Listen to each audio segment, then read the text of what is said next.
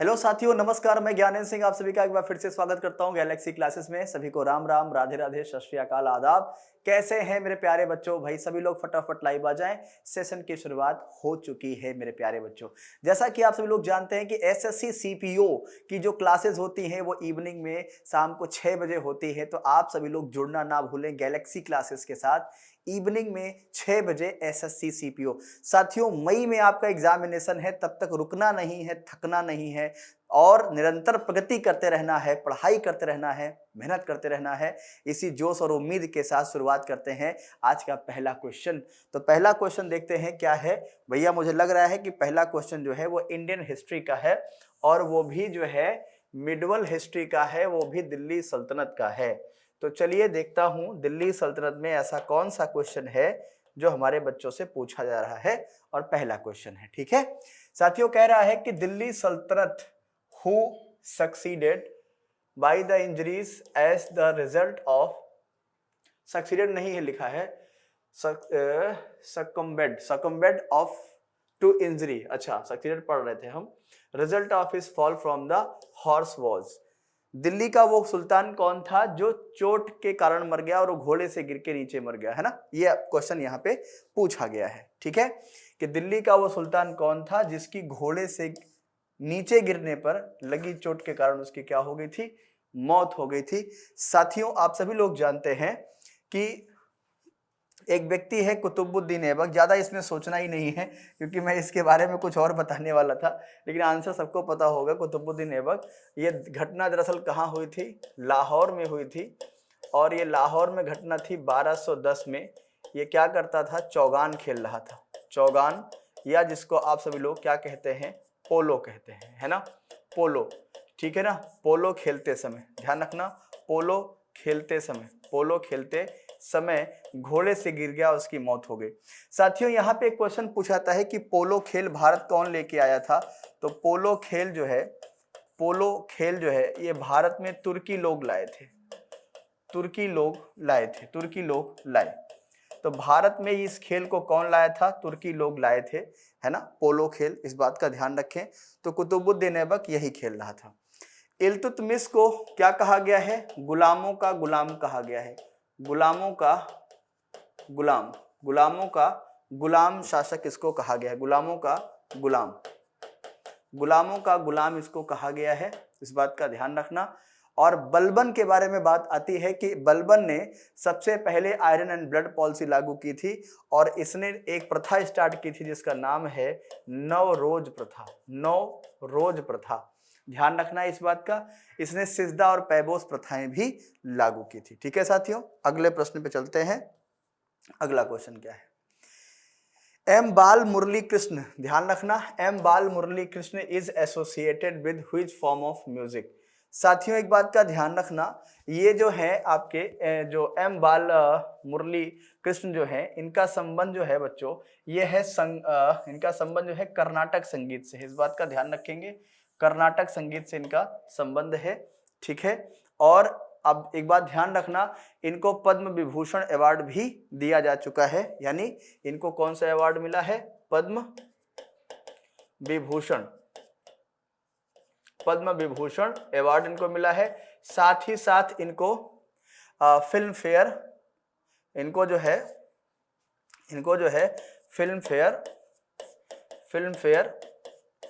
Award भी इनको मिला है। कैसे, प्लेबैक सिंगर, है ना, प्लेबैक सिंगर के रूप में इनको जो है अवार्ड भी मिला हुआ है। इस बात का ध्यान रखेंगे, ठीक है। हाँ, ओके, राष्ट्रीय फिल्म फेयर अवार्ड है ना, हाँ, नेशनल फिल्म फेयर अवार्ड। अगला क्वेश्चन क्या है, who among the following had written the dark room. ये क्वेश्चन आपसे पूछ रहे हैं द डार्क रूम किसने लिखा है। और इसमें एक प्रेजेंट किया गया है कि जो इंडियन वुमेन है ना, इनके वर्चस्व और इनके विरोध की जो बात आती है कि मेल डोमिनेटेड जो सोसाइटी है उसमें महिलाओं को क्या क्या सामना करना पड़ता है, कौन कौन सी स्थितियों का सामना करना पड़ता है। द डार्क रूम में ये सारी बातें लिखी गई हैं और ये लिखा है किसने, आर के नारायण ने। ध्यान रखना, आर के नारायण ने। साथियों, कुलदीप नैयर बहुत इंपॉर्टेंट व्यक्ति हैं। ये जो है यूके यूके में, यूके मतलब यूनाइटेड किंगडम, ध्यान रखना, इंग्लैंड में, ठीक है ना, यूके इंग्लैंड में इंडिया के क्या थे, इंडिया के हाई कमिश्नर थे, इस बात का ध्यान रखना, हाई क्या थे, हाई कमिश्नर थे, हाई कमिश्नर थे, इस बात का ध्यान रखना। ये इंडिया में है ना, सॉरी माफ कीजिएगा, यूके में इंडिया के हाई कमिश्नर या उच्चायुक्त थे, इस बात का सभी लोग ध्यान रखेंगे। इनकी आत्मकथा है बियॉन्ड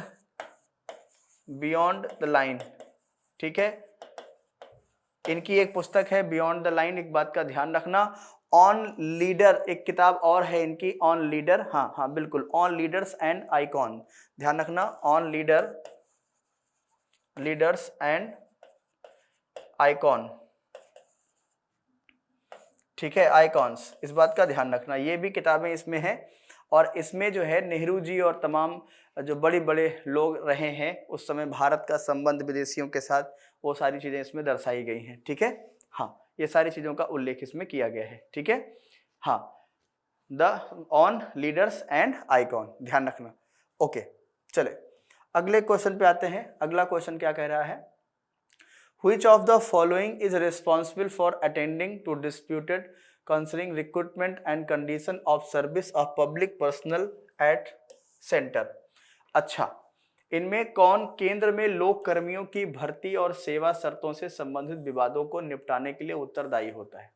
तो आप सभी लोग जानते हैं कि हमारे यहाँ नौकरियां दो तरह से विभाजित हैं सरकारी, एक होता है सेंट्रल गवर्नमेंट जॉब और एक होता है स्टेट गवर्नमेंट जॉब, ठीक है बच्चों। तो यहाँ पे सेंट्रल गवर्नमेंट जॉब की बात कर रहा है कि उनकी भर्ती करना या उनको संबंधित विवाद जो है उनका निपटारा करना कौन करता है? ज्वाइंट एडमिनिस्ट्रेशन ट्रिब्यूनल, नहीं, ये नहीं करता है। द सेटलमेंट एप्लीएट ट्रिब्यूनल नहीं करता है। आपको क्या मिलेगा? सेंट्रल एडमिनिस्ट्रेटिव ट्रिब्यूनल, केंद्रीय प्रशासनिक न्यायाधिकरण।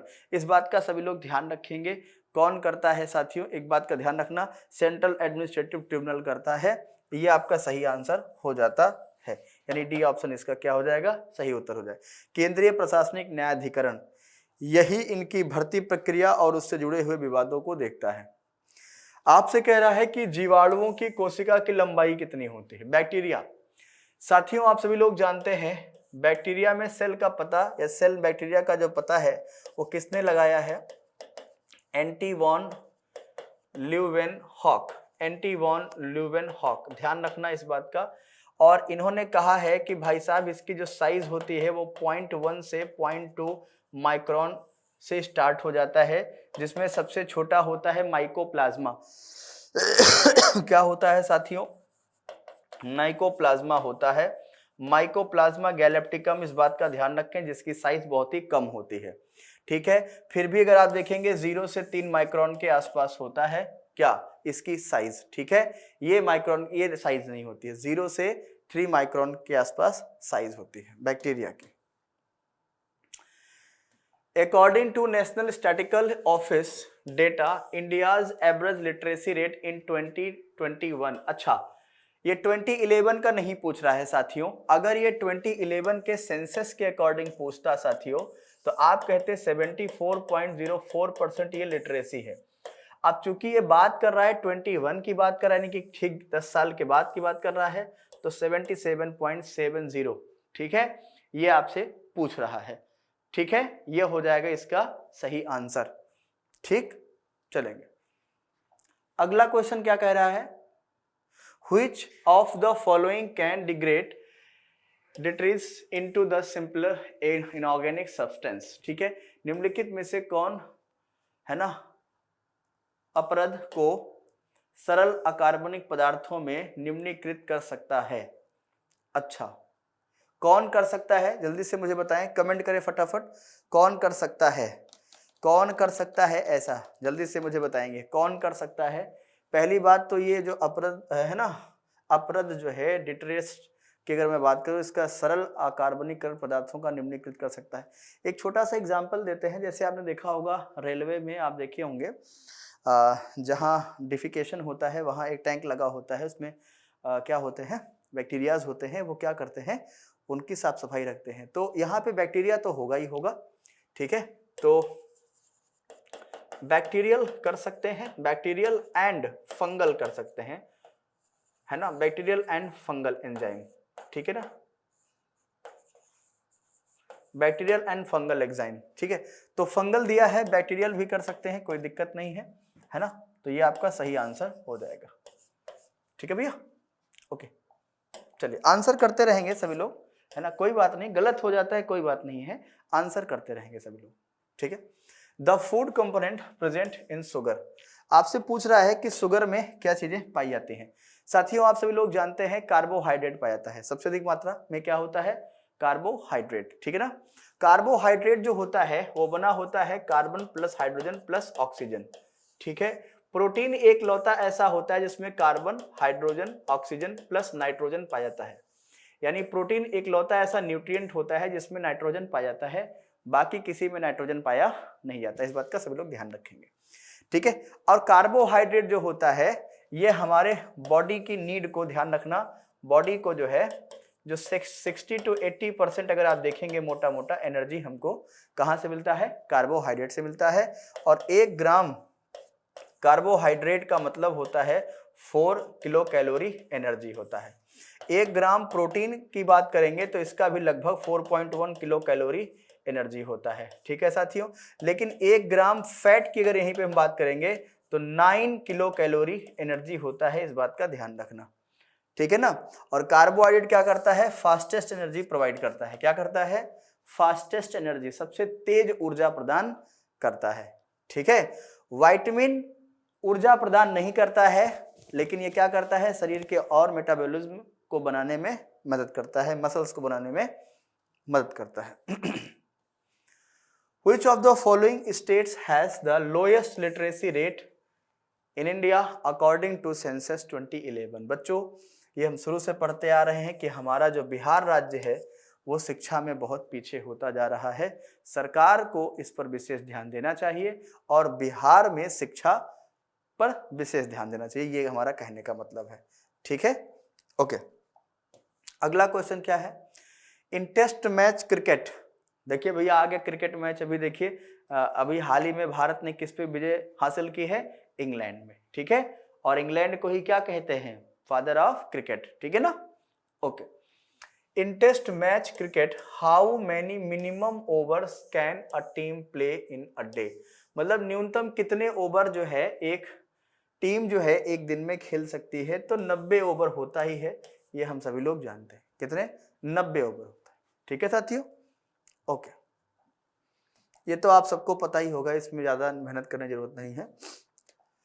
क्वेश्चन कह रहे हैं in a basketball game how many players from one team play on the court at any given time, basketball जानते हैं कैसे, बास्केटबॉल है ना, हाँ बताए। तो बास्केटबॉल खेल में किसी भी समय एक टीम में कितने, वैसे तो इसमें प्लेयर कितने होते हैं, 9, जैसे आप जानते होंगे कि क्रिकेट टीम जब बनती है तो 15 मेंबर की टीम बनती है, मैदान में उतरते हैं खेलने केवल 11, ठीक है ऐसे यहाँ पे भी बन रहा है, मैदान में खेलने उतरते हैं कितने, 5, ध्यान रखेंगे। कोर्ट में कितने लोग खेलते हैं, 5। Which of the following places experience extreme cold in winter and pleasant weather in summer?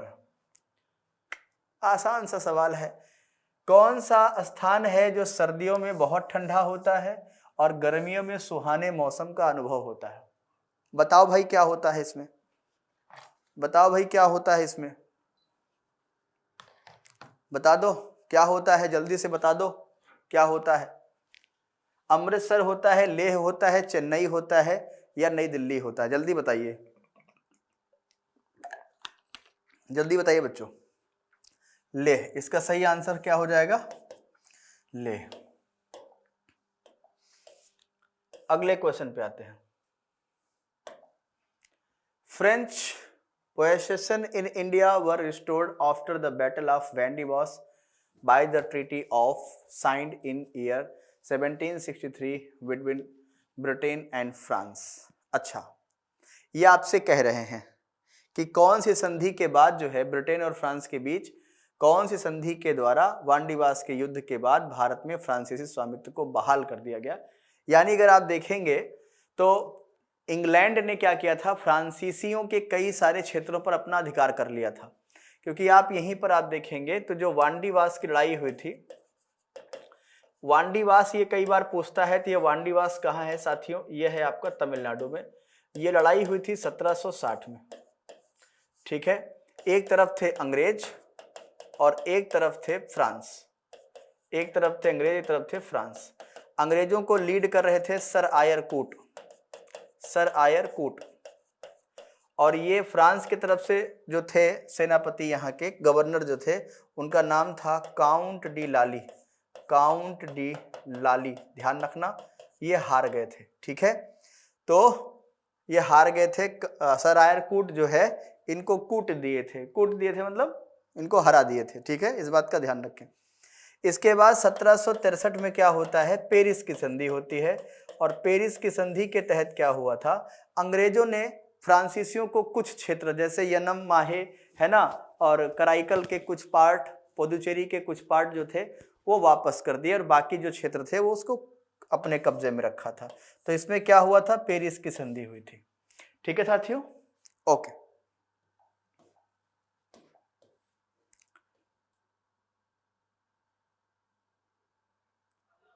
अगला क्वेश्चन क्या कह रहा है?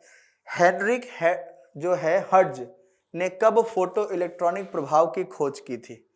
अच्छा, ये कह रहा है कि हेनरिक हर्ट्ज ने, तो ध्यान रखना, हेनरिक हर्ट्ज ने ये खोज जो किया था वो 1887 ईस्वी में किया था। इस बात का ध्यान रखेंगे। इसका काम क्या होता है? कभी कभी आपसे काम पूछता है, इसका काम क्या है? फोटो जो इलेक्ट्रिक प्रभाव की खोज की है, और यह पाया कि इलेक्ट्रोडों पर चमकदार पराबैंगनी प्रकाश उनके बीच वोल्टेज में परिवर्तन का कारण बनता है। बिल्कुल ठीक बात है। 1887 कहाँ पे है? लगा दीजिएगा आप लोग, ठीक है। ये इसका सही आंसर हो जाएगा। अगला क्वेश्चन क्या है? Which of the following statement is correct? अच्छा, इसमें कौन सा स्टेटमेंट सही है आपसे पूछ रहा है। कौन सा कथन सही है? जिंक ऑक्साइड जंग का रूप है? नहीं भैया, जंग से बचाने के लिए ही तो उसका लेपन करते हैं। कॉपर भी जल योजन, यानी copper can also turn into the rust upon hydration? नहीं, कॉपर कभी वाटर में कन्वर्ट थोड़ी, मतलब मिक्स थोड़ी हो सकता है, गलत हो जाएगा। Chemically rust is hydrate ferric oxide? बिल्कुल ठीक बात है। रासायनिक रूप से जंग जलयोजित फेरिक ऑक्साइड होता है? बिल्कुल ठीक बात है। और आगे पढ़ने की जरूरत ही नहीं, पढ़ लो फिलहाल। Chemically rust in non hydrate, ठीक है, ओके। उगादी इज साथियों आप सभी को पता ही होगा कि उगादी फेस्टिवल, ये देखिए आपके प्रीवियस एग्जाम में पूछा गया, और स्टैटिक जीके में मैं कम से कम 3 बार मैंने आज की क्लास में 3 बार मैंने पढ़ाया है उगादी। परसों भी बताया था, कर्नाटक में ये मनाते हैं। तेलुगु भाषा के जो लोग होते हैं वो उगादी फेस्टिवल को नए साल के रूप में मनाते हैं। नया साल के रूप में इसको मनाते हैं। ये मनाया जाने वाला त्योहार जो स्टेट का है, उस स्टेट का नाम है कर्नाटक। अब आप कहेंगे साहब कर्नाटक में तो कन्नड़ बोली जाती है। भैया एक बात मुझे बताओ, उत्तर प्रदेश में हिंदी बोली जाती है, मानते हैं इस बात को? नहीं मानते हैं, ठीक है। लेकिन उत्तर प्रदेश के जो सटे हुए जिले हैं, मान लीजिए जो मध्य प्रदेश से सटा हुआ है, मान लीजिए जो राजस्थान से सटा हुआ है, मान लीजिए जो उत्तराखंड से सटा हुआ है, मान लीजिए जो नेपाल से सटा हुआ है, मान लीजिए जो बिहार से सटा हुआ है, तो थोड़ा बहुत उस राज्य का तो लैंग्वेज उस पर प्रभाव डालता ही डालता है ना। तो सिंपल सी बात है, कर्नाटक और तेलंगाना सटे हुए हैं, तो जो तेलुगु भाषी लोग हैं वो उनका उगादी फेस्टिवल है, और ये कर्नाटक राज्य का ही है। उस्ताद असद अली खान, वाह, स्टार लगा लीजिए इस क्वेश्चन पे, फिर से स्टार लगा लीजिए साथियों इस क्वेश्चन पे, क्योंकि ये 2 बार पूछा जा चुका है। और इनका संबंध जो है बच्चों, उस्ताद जो है इनका द्रुपद से संबंध है, और अगर आपसे पूछा जाए तो ये है रुद्र बीड़ा। ध्यान रखना, रुद्र बीड़ा बजाते हैं, इस बात का ध्यान रखना, ये आपसे क्वेश्चन पूछ सकता है। ऑप्शन में कहा है रुद्र बीड़ा। अच्छा, ये आपसे शैली पूछ रहा है, तो खंडेर शैली, ध्यान रखना, खंडेर शैली से इनका संबंध है, इस बात का ध्यान रखना। खंडेर शैली, या जिसको आप सभी लोग हिंदुस्तानी शैली का भी नाम दे सकते हैं, ठीक है ना, हिंदुस्तानी संगीत का भी नाम दे सकते हैं, ठीक है। चलिए अगला क्वेश्चन क्या कह रहा है? The drainage system formed when river discharge their waters from all direction in a lake और depression as the case of Loktak lake in Manipur is called. साथियों, लोकटक झील का एग्जाम्पल दिया है, तैरता हुआ झील इसको बोलते हैं, दलदलीय क्षेत्र है वो। अब मुझे एक बात बताइए, जैसे कोई नदी जब बहती है साथियों, तो अपने साथ वो ढेर सारा मिट्टी बालू भी कैरी करते हुए चलती है, और फिर वो मिट्टी बालू इकट्ठा होते होते वो ढेर सा बन जाता है। फिर नदियां क्या होती हैं, डायरेक्शन अपना चेंज करती हैं, इधर उधर बहती हैं, और ये जो क्षेत्र है ये काफी कैसा हो जाता है, दलदल क्षेत्र होता है ना, दलदल क्षेत्र होता है, ठीक है ना, सभी लोग जानते हैं। अब ऐसे जगहों पर ये क्या हो रहा है कि नदियां यहाँ पर क्या हो रही हैं कि सारा का सारा पानी लाके यहाँ इकट्ठा करती है, पानी नहीं होता है, मलबा होता है उनका। जब नदियां किसी झील या गर्त में सभी दिशाओं से अपने जल का निर्वहन करती हैं, जैसा कि मणिपुर में लोकटक झील के मामले में होता है, ऐसी स्थिति में बनने वाले अफवाह तंत्र। अब मुझे एक बात बताइए, वही तो कह रहा हूं, यहाँ मान लीजिए ये झील है, यहाँ एक नदी आई, अपना सारा अवसाद इसने यहाँ पे छोड़ दिया, यहाँ से कोई नदी आई, इसने अपना सारा अवसाद लाके इसमें छोड़ दिया, यहाँ से कोई नदी आई, यहाँ सारा लाके अवसाद अपना यहाँ पे छोड़ दिया, ये प्लेस कैसा हो जाएगा, दलदल। अब ये क्या काम कर रहा है, एक ऐसा बल लगा रहा है जैसे सब लोग इसकी तरफ खिंचे हुए आ रहे हैं। अब अगर कोई आदमी गोल गोल घूमता हुआ उसके केंद्र की ओर खिंचा हुआ चला आएगा तो उसको क्या बोलेंगे, सेंट्रीपिटल फोर्स ही तो बोलते हैं मैथ में, ओ फिजिक्स में। तो ये क्या है, अभिकेंद्री, सेंट्रल पिटल, ध्यान रखना क्या कहलाएगा, सेंट्रल पिटल कहलाएगा। Which report is not associated with fundamental right, ध्यान रखना, फंडामेंटल राइट्स जुड़ा हुआ पहला रिपोर्ट यही है, नेहरू रिपोर्ट 1928 में आया था साथियों, ध्यान रखना। सरकारिया रिपोर्ट नहीं होगा, सरकारिया रिपोर्ट ये आया था 1983 में, और इसका संबंध है केंद्र राज्य संबंध से। इसका संबंध क्या है, केंद्र राज्य संबंध। इसका क्या मतलब है, केंद्र राज्य संबंध। और ये आपके आर्टिकल में है 245 से लेके 255 तक है साथियों। और ये किस भाग में है, अगर आपसे पार्ट पूछता है तो पार्ट नंबर 11 में है, इतना बात आप ध्यान रखें। तेज बहादुर सप्रू रिपोर्ट फंडामेंटल राइट से है, जेबी कृपलानी है, मोतीलाल नेहरू रिपोर्ट है, ये 1928 में आया था, इस बात का ध्यान रखना, सबसे पहले यही आया था और पहली बार इसी में ही मौलिक अधिकार की बात की गई थी। The preferred IUPAC name of allyl bromide, allyl bromide का मुख्य IPUC नेम क्या होता है। देखिए यहां पर एलिल ब्रोमाइड बोल रहा है, ये हो जाएगा 3 ब्रोमोप्रोपीन, ठीक है ना, 3 ब्रोमोप्रोपीन, ठीक है। स्ट्रक्चर कुछ इस तरीके से बनने वाला है इसका,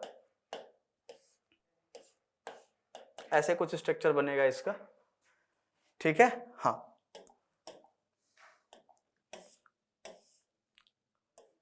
अगला क्या है, Kanak Raju has been awarded Padmashri 2021 for which of the following folk dance.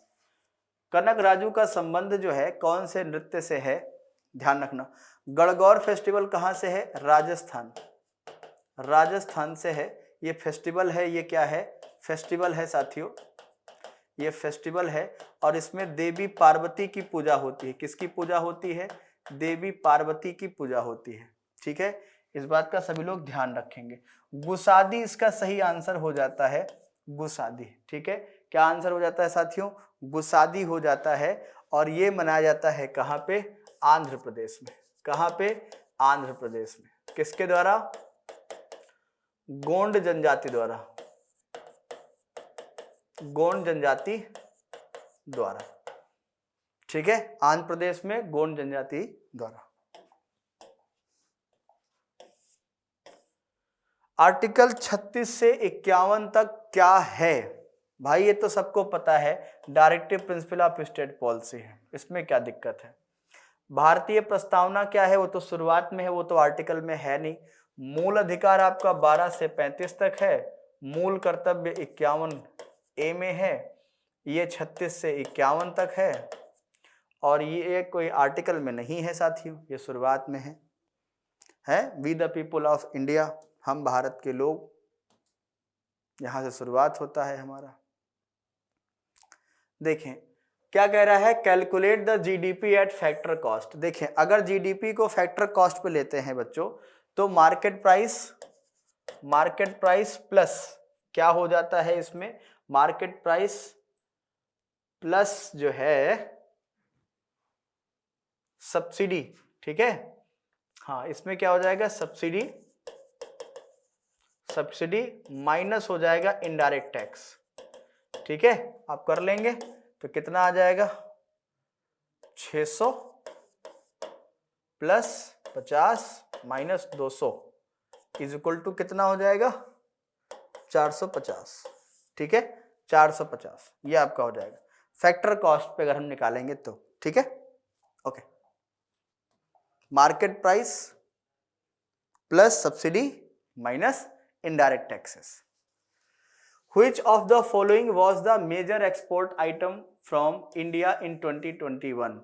2021 में भारत से निर्यात, ध्यान रखना निर्यात की बात कर रहा है, होने वाले प्रमुख वस्तुएं कौन सी थी, ऑटोमोबाइल्स, आभूषण यानी ज्वेलरीज, पेट्रोलियम प्रोडक्ट्स या फार्मास्यूटिकल्स औषधीय क्षेत्र। जल्दी से बताएंगे मुझे क्या होगा इसका सही आंसर। साथियों इसका आंसर हो जाएगा पेट्रोलियम प्रोडक्ट्स, ठीक है। चाहे वो बाइक हो, कार हो, है ना, ये सब चीजें, ट्रक हो, बस हो, ये सभी पेट्रोलियम प्रोडक्ट्स या और भी तमाम चीजें। Tomb of Iltutmish was built in which year. साथियों भारतीय इतिहास में ऐसे बहुत कम लोग देखने को मिलते हैं जो अपने मरने से पहले ही अपने कब्र खोद के जाते हैं। वो अक्सर आप लोगों ने देखा होगा कि अक्सर जब लोग गलत काम करते हैं, बुरा काम करते हैं, तो लोग कहते हैं कि तुम अपनी कब्र खुद खोद रहे हो, लेकिन ये इल्तुतमिश के लिए नहीं है। इल्तुतमिश बहुत दुखी व्यक्ति था, उसके 48 बच्चे थे, कोई ना उसका कहना मानता था ना कोई सुनता था। इल्तुतमिश बहुत परेशान रहता था इस बात को लेके, और वो अक्सर कहता भी था दरबार में, मेरे बेटे जवानी के मद में अंधे हैं, इनको शासन चलाना नहीं आता है, किसी के अंदर शासन चलाने की योग्यता नहीं है, और अगर भविष्य में किसी के अंदर योग्यता होती भी है तो हमारी बेटी रजिया सुल्तान में होती है। और यह बात इल्तुतमिश जानता था कि इतने नालायक बच्चे हैं कि मेरे मरने के बाद मेरी बॉडी का भी ये लोग दुरुपयोग करेंगे। अब साथियों इसने जो है अपने मरने से पहले, इल्तुतमिश की अगर मैं बात करूं, इसकी जो मौत होती है, इसकी मौत होती है साथियों 1236 में, लेकिन इसने 1 साल पहले ही अपना मकबरा बनवाया था और अपने मंत्री से कहा था, मंत्री कौन था इसका, बलबन, उससे कहा था कि जब मैं मरूं तो मुझे यहीं पे दफना देना, ठीक है ना। हाँ तो ये अपने मरने से पहले ही अपना मकबरा बना के गया था, ठीक है साथियों। ओके,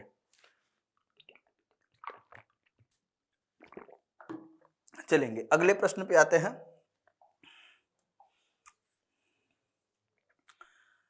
अगला क्वेश्चन कह रहा है which of the following event took place in 1398।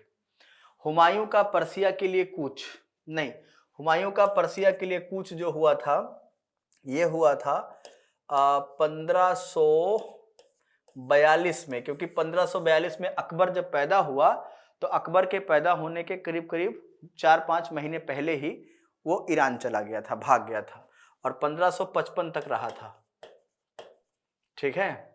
Taimur का आक्रमण, बिल्कुल ठीक बात है, 1398 में तैमूर का आक्रमण दिल्ली पे हुआ था। बाबर 1526 में दिल्ली पे आया था, तो कोई मतलब ही नहीं। हल्दी घाटी की लड़ाई जो है 1576 में हुई थी साथियों, 18 जून 1576 को हुई थी, तो यहाँ पे भी कोई मतलब नहीं बनता है।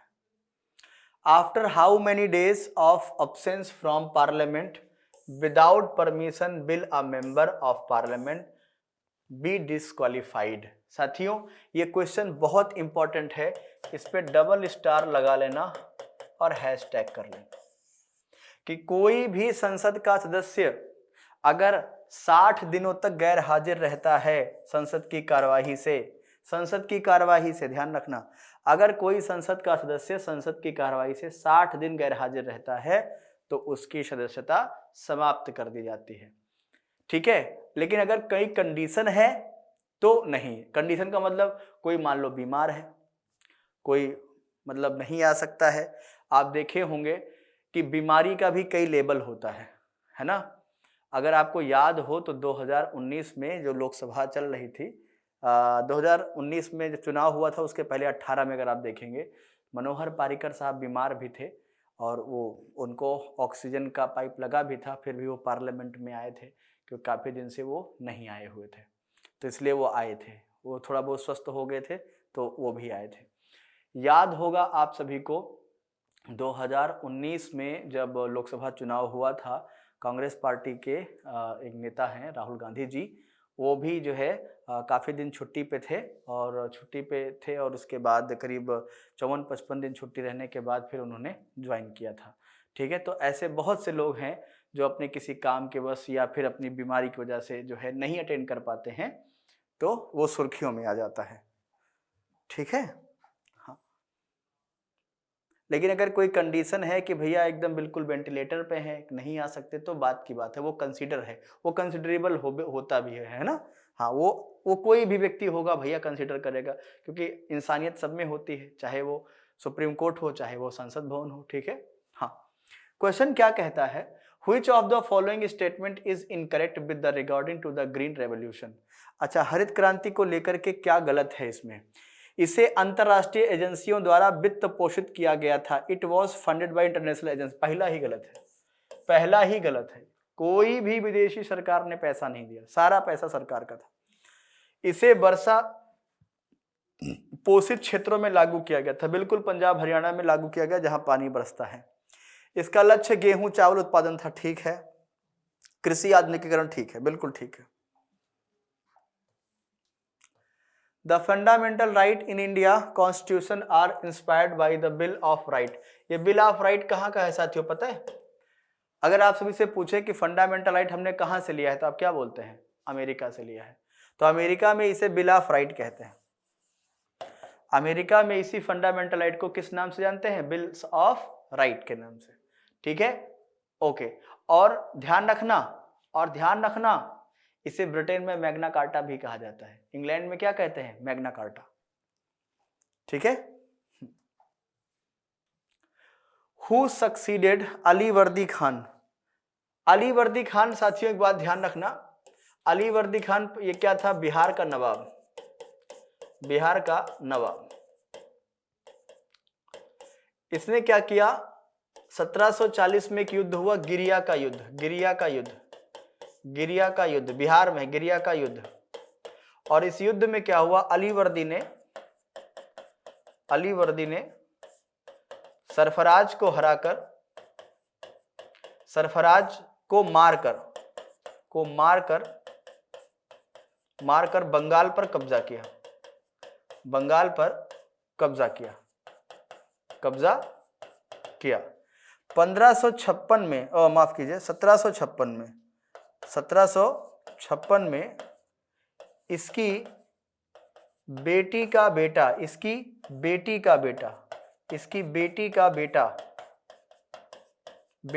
गद्दी पर बैठा,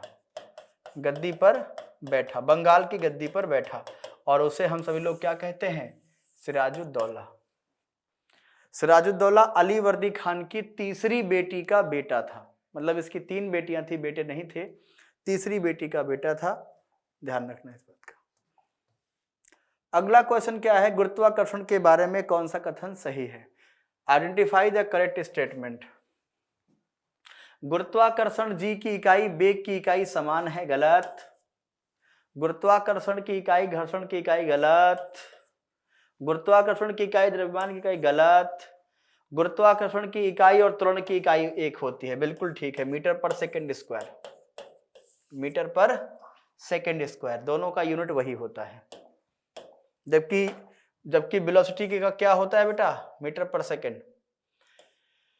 हो बड़ा गजब का क्वेश्चन है ज्योग्राफी का। ITCZ साथियों, ITCZ का मतलब क्या होता है? Inter tropical conversion zone.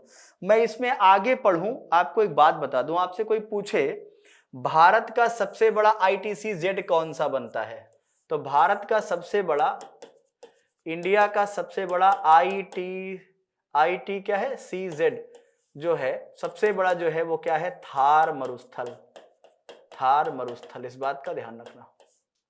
और दूसरा जो है, ये तो इंडिया का है, और अपने अगर एशिया की बात करूंगा तो वो हो जाता है तिब्बत का पठार, तिब्बत का पठार, ठीक है, तिब्बत का पठार। अब आइए देखते हैं क्या कह रहा है। The ITC is a broad thought of low pressure is equatorial latitude.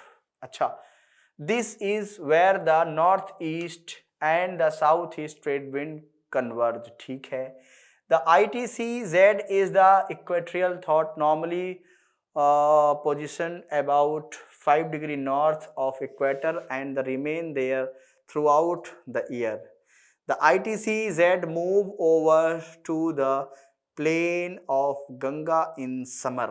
क्या आप लोग इसका आंसर कर पाएंगे? देखिए ये क्वेश्चन थोड़ा सा टफ है, ये क्वेश्चन मैं मानूंगा थोड़ा सा टफ है, ये आप लोगों के लेवल का तो नहीं लग रहा है मुझे, है ना, ये आप लोगों के लेवल का नहीं लग रहा है, लेकिन फिर भी मुझे बताना है और इसमें समय बहुत लगता है बेटा। तो समय कैसे लगेगा ध्यान रखना इस बात का। देखिए मैं आपको थोड़ा सा जल्दी से आपको मैप में समझा देता हूं मेरे प्यारे लाडलों। देखो आपको कुछ पढ़ना ही नहीं है। देखो ये क्या है आपका इक्वेटर, ये क्या है आपका इक्वेटर, ये 5 डिग्री 10 डिग्री भूल जाओ, ठीक है।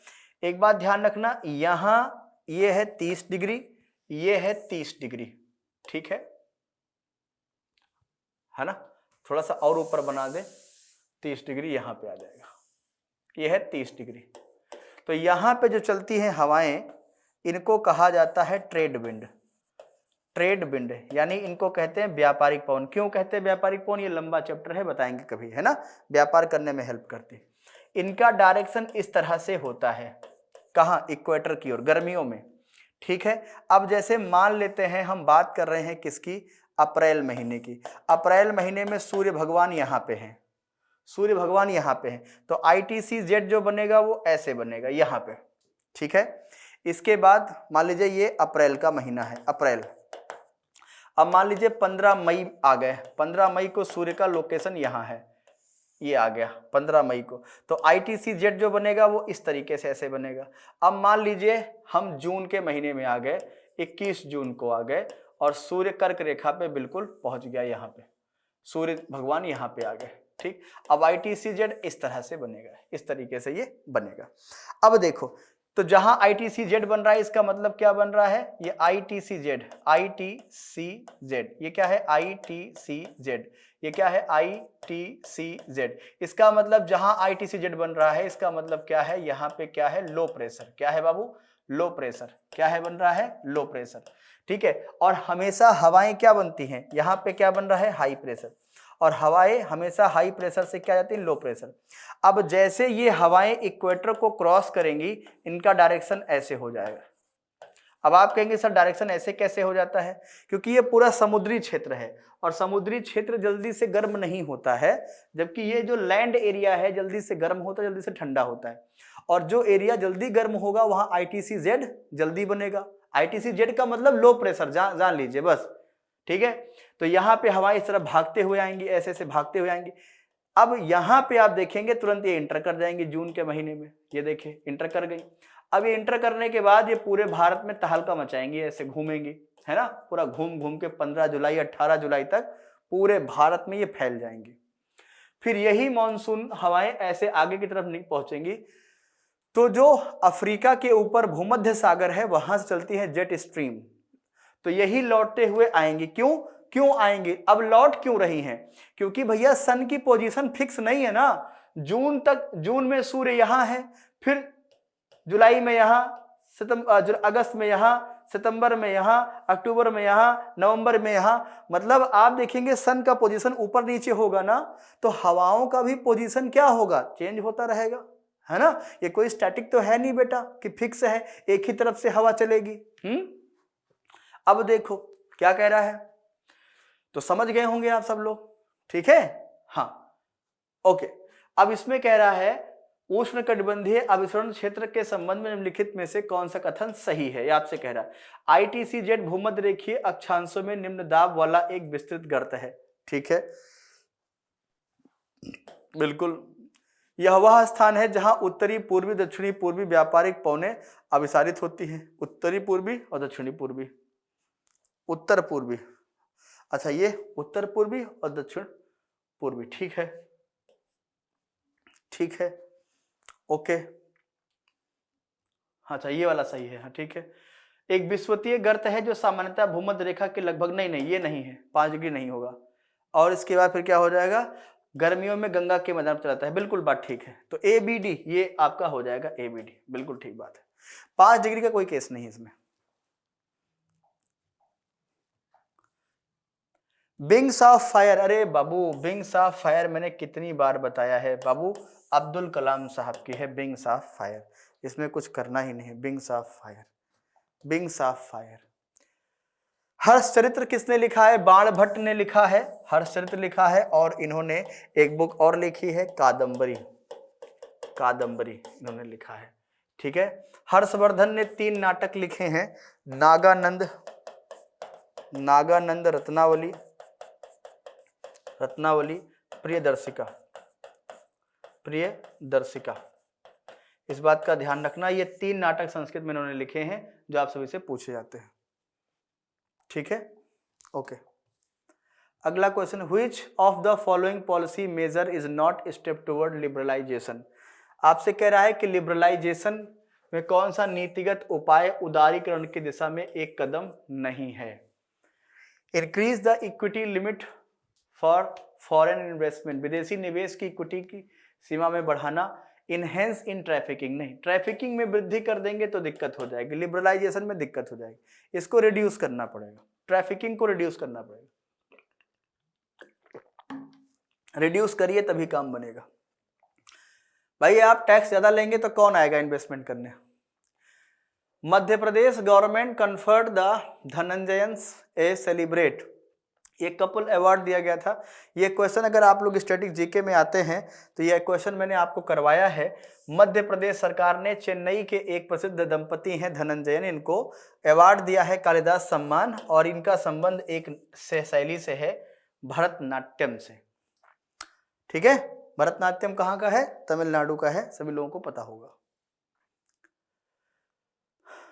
अगला क्या कह रहे हैं,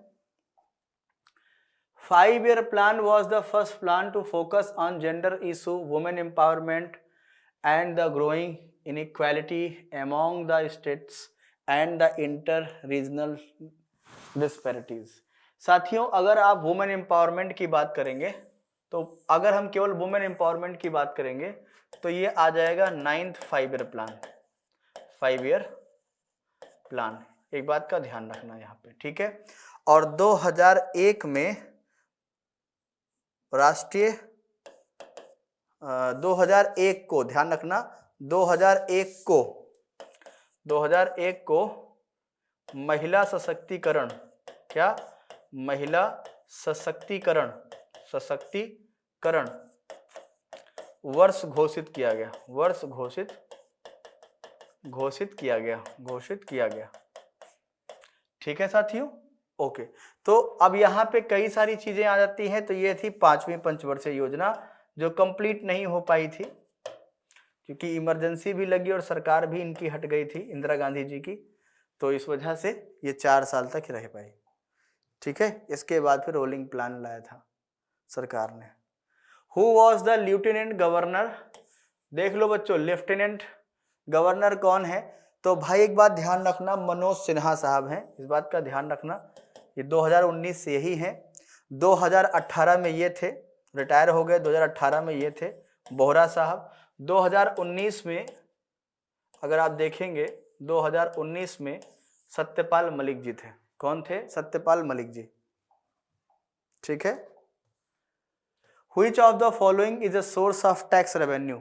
साथियों अगर मैं बात करूं टैक्स रेवेन्यू की तो 2 तरह के टैक्स रेवेन्यू होते हैं। पहला होता है टैक्स रेवेन्यू और एक होता है non tax revenue, non tax revenue, ठीक है ना। टैक्स रेवेन्यू और एक होता है नॉन टैक्स रेवेन्यू। इसका मतलब क्या होता है, इसका मतलब होता है टैक्स रेवेन्यू में जैसे आपका इनकम टैक्स हो जाता है, ठीक है ना, कस्टम हो जाता है, नहीं इनकम टैक्स हो जाता है, जीएसटी हो जाता है, और जितने भी बच्चों, जितने भी आपके डायरेक्ट इनडायरेक्ट टैक्सेस, जितने भी डायरेक्ट टैक्सेस होते हैं, इसमें लिख लेते हैं प्रॉपर्टी टैक्स लेके सारे, है ना। हाँ, डायरेक्ट टैक्सेस, जितने डायरेक्ट टैक्सेस होते हैं, एंड सम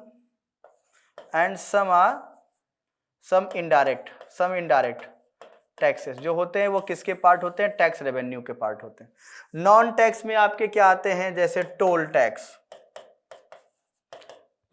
जैसे सड़क पर आप चलेंगे तभी आपको देना है, ठीक है। इसके बाद चालान,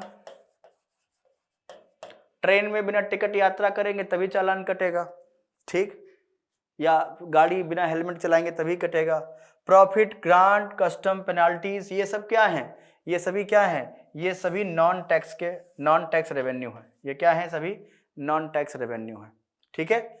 इस क्वेश्चन में थोड़ा सा डाउट लग रहा है, ये क्वेश्चन एक बार आप लोग सभी लोग चेक कर लेना, ठीक है ना।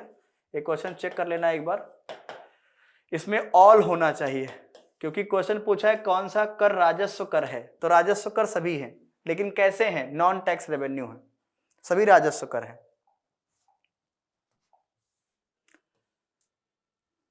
क्वेश्चन क्या कह रहा है, को भूपृष्ठीय जल नहीं माना जाता है। भूपृष्ठीय जल का मतलब सरफेस वाटर। आप देखिए समंदर कहाँ है, सरफेस पे, कहाँ है, सरफेस पे। झीलों का पानी कहाँ है, सरफेस पे, ठीक है। नदियों का पानी कहाँ है, सरफेस पे।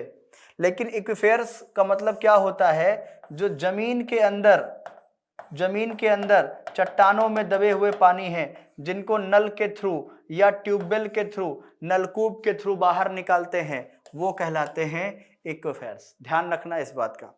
ये सभी आपको ऊपर से दिख जाएंगे, लेकिन जो जमीन के अंदर पानी है वो दिखने वाला नहीं है साथियों।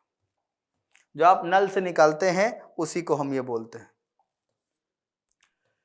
Bharatanatyam is traditionally perform to the which type of music. तो भरतनाट्यम जो है कहाँ का है, तमिलनाडु का। कहाँ का है, तमिलनाडु का है। और साथियों ये है आपका ध्यान रखना ये है कर्नाटक संगीत। ध्यान रखना किस पे है, कर्नाटक पे है, ठीक है।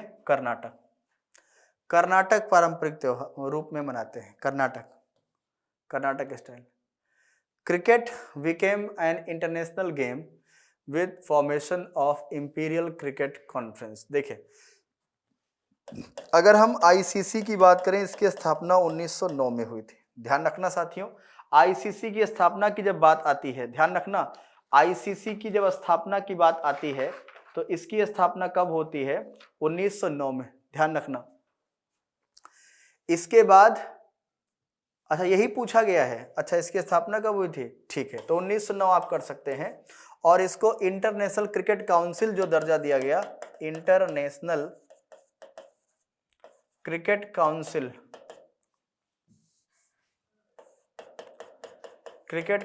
का जो दर्जा इसको दिया गया, ये दिया गया कब, 1975 में। इस बात का ध्यान रखेंगे, कब दिया गया, 87 माफ कीजिएगा, 1987 में। कब दिया गया, 1987 में,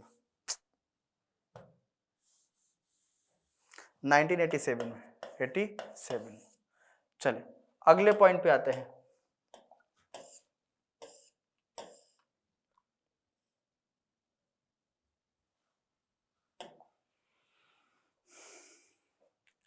is characterized by the abundant dissolved oxygen, sunlight, nutrients, generally high wave energies and water motion, and in the intertidal subzone alternative submergence and exposure।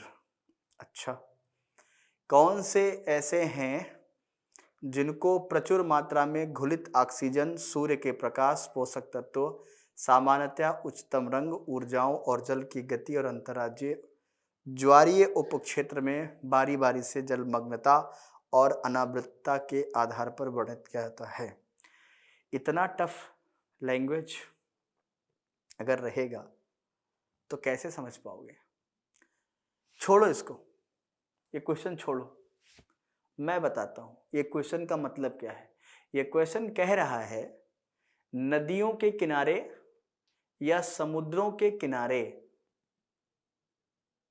जो पेड़ पौधे होते हैं या पाए जाते हैं वो हरे भरे होते हैं, उनमें कोई भी प्रकार की प्रॉब्लम नहीं आती है पोषक तत्वों की, ऑक्सीजन की, सूर्य के प्रकाश की, तथा उनके अंदर ताकत होती है जल के अंदर हमेशा रहने की, और साथ ही साथ जो टाइड्स आते हैं, बाढ़ आते हैं, उनको झेलने की, उनको रोकने की।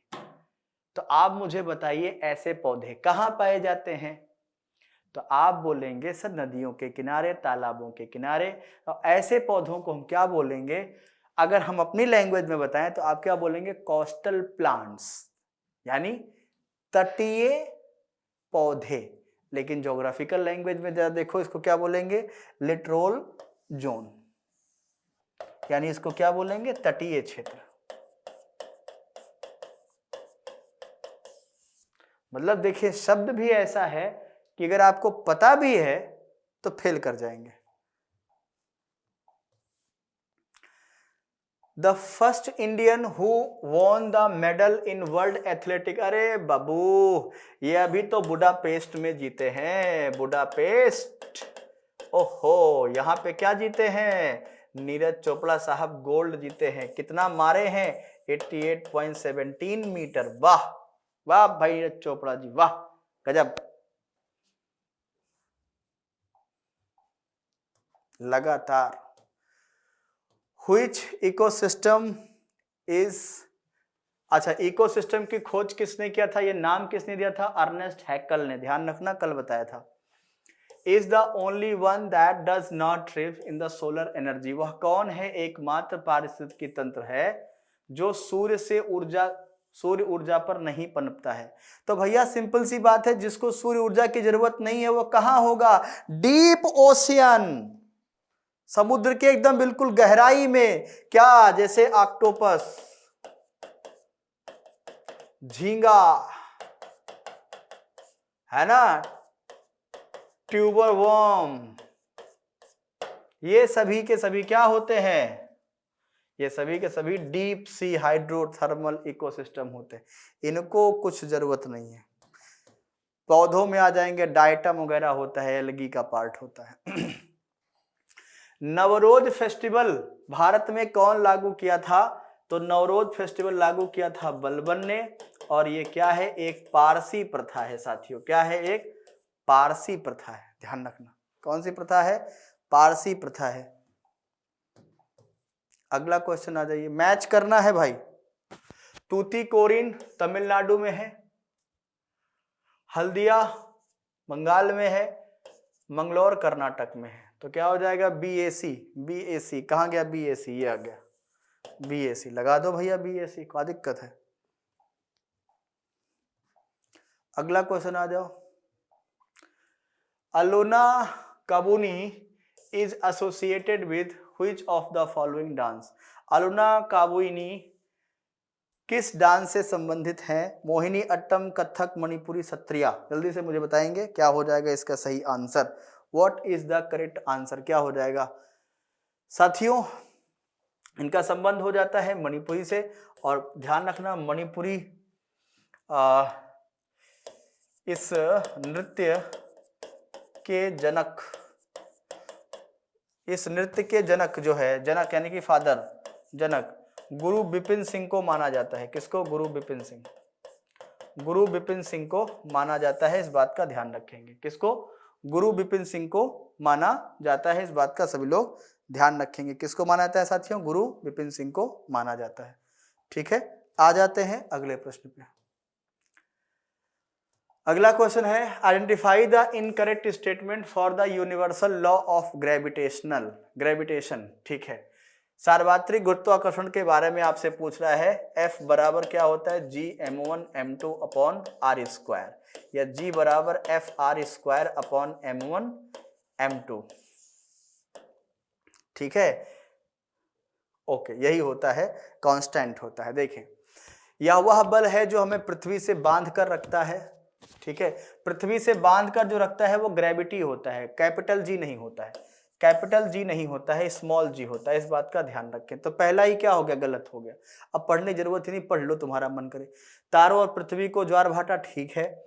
और चंद्रमा की गति को सहायता अट्रैक्शन, है ना। इसका मतलब क्या है, न्यूटन साहब ने क्या बताया था, ब्रह्मांड में किन्हीं दो पिंडों के बीच लगने वाले आकर्षण बल उन दोनों पिंडों को जोड़ने वाले आकर्षण बल के अनुक्रमानुपाती यानी प्रोपोर्शनल होता है, तथा उनके बीच की दूरी के वर्ग के व्युत्क्रमानुपाती होता है। यही तो बताया था ना कि जब उनके बीच की दूरी घटेगी तो आकर्षण बढ़ेगा, आकर्षण बढ़ेगा तो दूरी घटेगी, इनवर्स रिलेशन होता है, एक बढ़ेगा एक घटेगा, ठीक है। अट्रैक्शन बढ़ेगा तो दूरी घटेगी और दूरी बढ़ेगी, इसका मतलब अट्रैक्शन घट रहा है। Clear, okay. इसका वैल्यू कितना होता है यूनिवर्स में, 6.67 10 to the power -11 newton metre square per kilogram square. Okay, get it. चलिए, इसका कभी कभी आपसे बीमा भी पूछ लेता है ना, MLT 2T-2।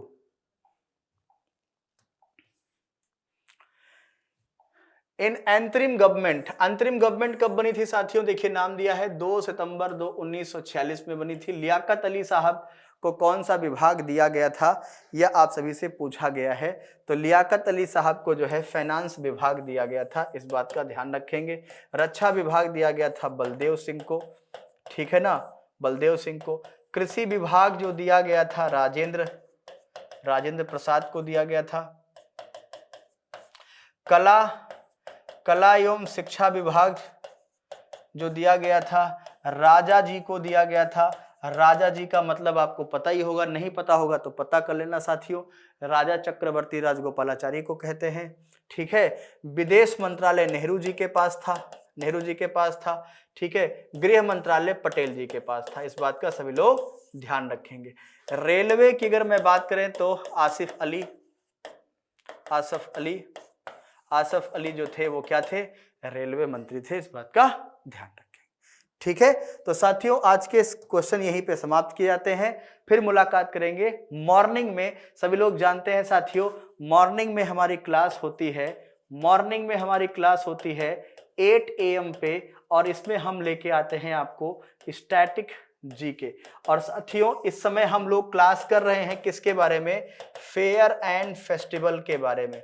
तो फेयर एंड फेस्टिवल के बारे में हम लोग क्लास कर रहे हैं, और कल इसकी क्लास होगी क्लास नंबर 3, ध्यान रखना।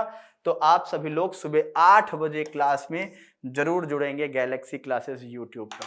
मिलते हैं सुबह 8 बजे, तब तक सभी को राम राम, जय हिंद।